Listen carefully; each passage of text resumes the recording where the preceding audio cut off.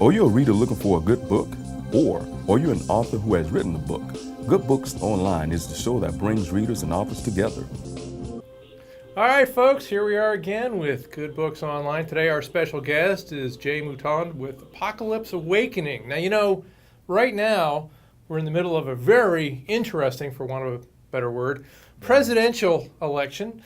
If that isn't scary enough, Jay has come up with the premise of what could happen if all things really go the wrong way after the election. Why don't you give them a little bit of the backstory in your book? Just kind of give them just a little sneak peek. All right. Basically, the story opens on the night of the election this year, the 9th, I think, of November. And it's a college professor, Jacksonville Beach, Florida, and one of his students, his favorite student, his pet. But the opening of the book takes place, it's in the living room of his home, and they're watching the election returns, and they're arguing over what channel they're going to watch it on because everything's biased, and they have their biases as well. And then it takes off from there, and the next thing you know, there's a cut into the election, and there's a nuclear detonation in New York City. And then the story takes off from there. It's maybe 2 pages into the story, so it starts pretty quick. Yeah, it is definitely a quick start. I've read the book. It's very interesting, and more importantly, it's quite believable. Because we talk about, both you and I, Jay, we lived through the Cold War. Mm-hmm. And back then, the generals, the president, everybody knew it was just not a matter of if, but when somebody was going to nuke somebody else, In fact, the Cuban Missile Crisis was probably as close as we ever got, as far as we know. But I don't know if you realize it, but there were a number of accidents that weren't reported. A couple of times either we or the Russians had wrong information and we're like this close to pushing that button. But by the, grace of God, it didn't get pushed. But the thing I think that kept them basically in balance was the fact that they were really scared, not only of the fact that, once the missiles started flying, there was no way to pull them back. And both we and the Russians, have thousands of warheads. Right. But the fact that afterwards, it really wasn't going to matter because the scientists on both sides were telling about things like nuclear winter that would happen. So it would be very scary. Now, of course, that was a full-on nuclear exchange. Right. All right. Your book really is talking more or less nuclear terrorism. Right. It's pretty broad scale in the book. Right. I think it's fiction, folks. Okay, it's fiction. I think I have something like a couple hundred detonations globally, and they're like terrorist cells all over. But the that's globe. later. When the book opens up, it's just the one that hits New York. You know how the terrorists love New York. And that's how I kind of envision. Yeah. if or when, whatever your outlook is, it occurs, it will probably be something like a dirty bomb somewhere. Mm-hmm. There's been a few movies over the years about a dirty bomb in London, or I think one in L.A., just movies. Sure. But that's how I envision such a catastrophic event possibly kicking off.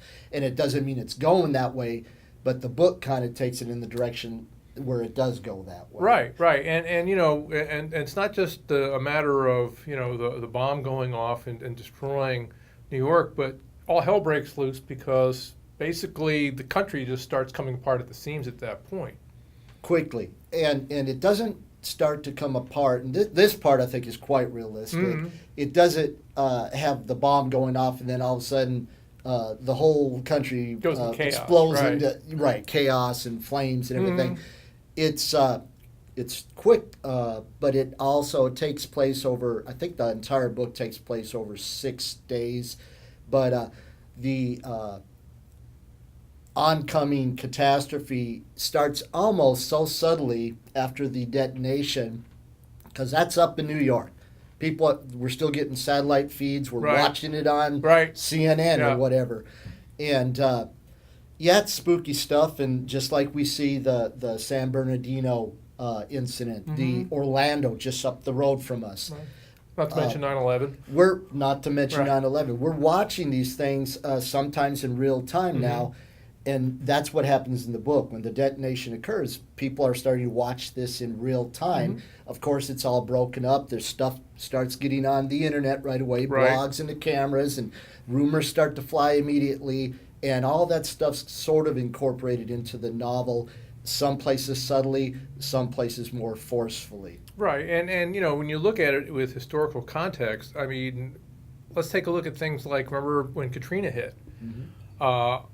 I remember watching the news feeds, and of course, as soon as they got to the part where they were trying to take some of the people that were stuck there and put them in the Superdome, Right. I mean, you'd think, okay, well, we're safe now, but not really, Yeah.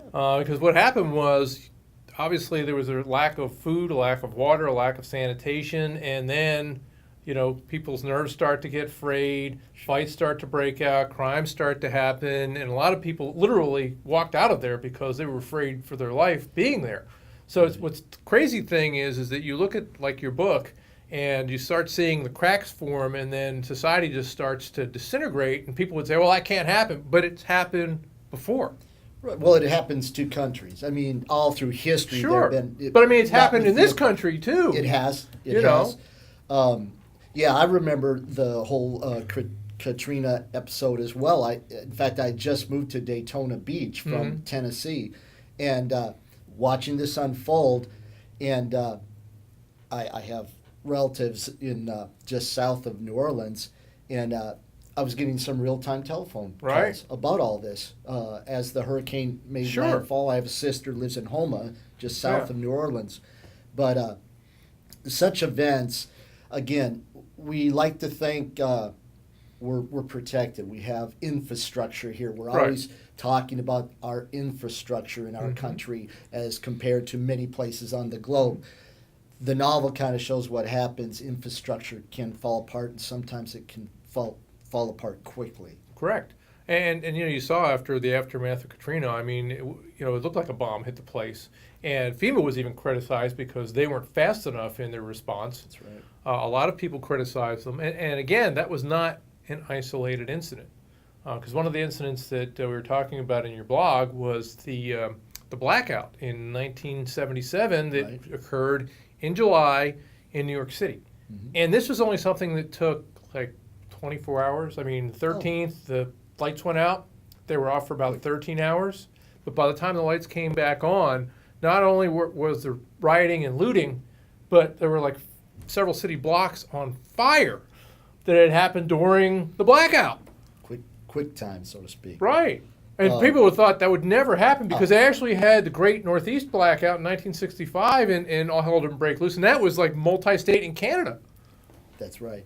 And But sometimes the elements are just right to conspire exactly. to cause civil and, unrest. And in the novel, Yeah. bringing it around to such, Mm-hmm. again, the speed of events. Again, we're in this instantaneous communication Right. network right now. And in the book, I mean, like I said, real time, we're getting satellite feeds. Sure. People are texting. Right. There's an incident in the book when the second day, I believe, after the detonation, Mm-hmm.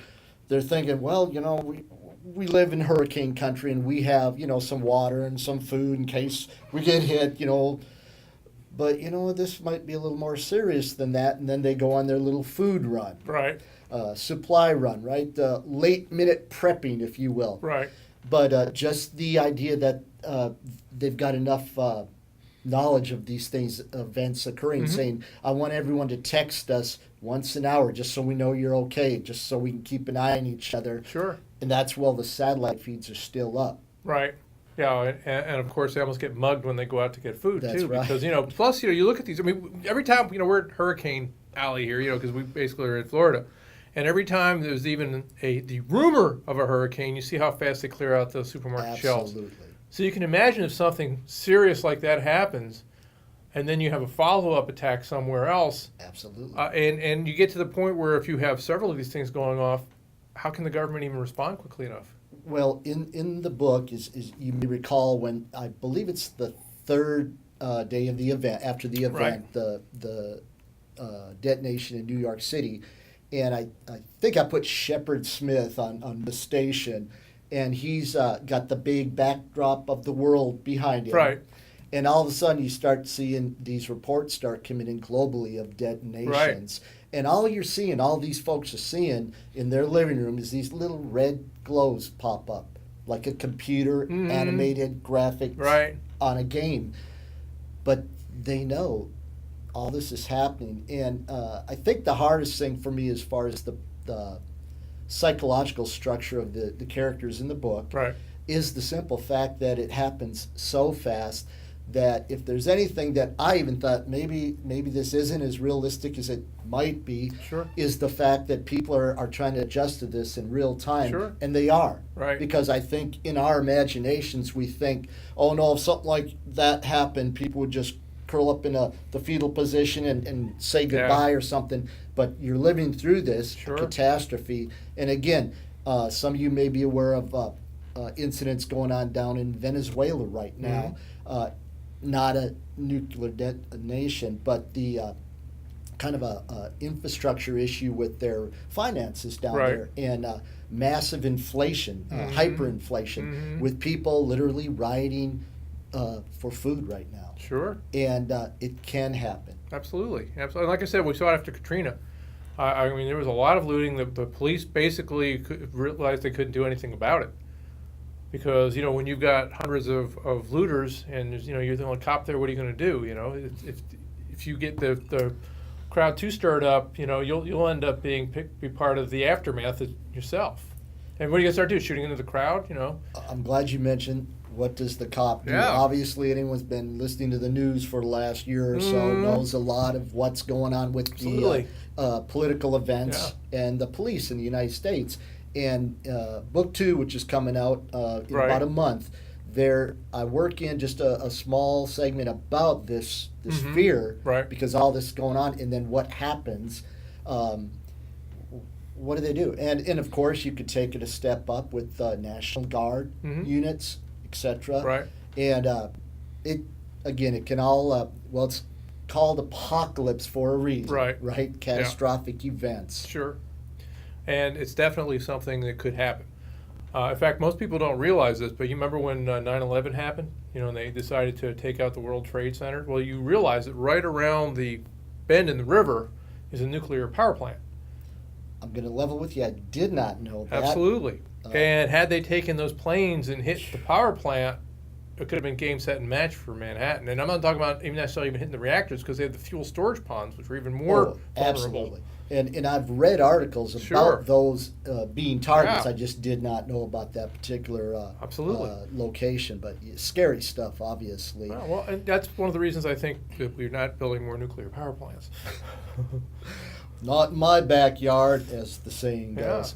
But it can happen. And I think the whole idea of I'm not going to claim, it's such an original idea. The point is, I think a lot of people have the thoughts that went into that book, and that's, I think, what prompted me to write it. Sure. At least my imaginary take on it. Right. The But I fictional mean, you look today. How many doomsday prepper shows are there on TV and online? Right. And I'm level with you. I do not watch those shows, so if you, But they're there. I'm You not know the they're there. expert. I don't know anything about it Right. other than it makes sense. I live in Hurricane Alley, Sure. and I have water, and I have usually about a week's worth of food on hand that doesn't have to be cooked. Right. Not because I'm worried about the apocalypse, but stuff happens like that. And I grew up in northern Minnesota, Sure. and we had blizzards. Right. Big time blizzard area, and there were times when we might be snowed in for 3 days. Right. Not fear for our lives, but to eat. Yeah. And it doesn't matter how much supplies you try to store. I mean, if we get to the point where society breaks down, we're all in a world of hurt. Oh, yes. Because we ship everything in now. Absolutely. Nobody grows anything anymore. And the folks in this story, they get a real quick lesson in that. So anyway, have I freaked you out enough? If you want to catch the book, it's called Apocalypse Awakening. It's available on Amazon, and of course you can also find it on Good Books Online. Next week we're going to have an ex-rock and roller with us. We're going to be visiting with Larry Steele, who will tell us about As I Recall, which is a book about him hanging out with a lot of the legendary Southern rock legends that you'll be very familiar with. And until then, keep reading good books, folks. See you next week.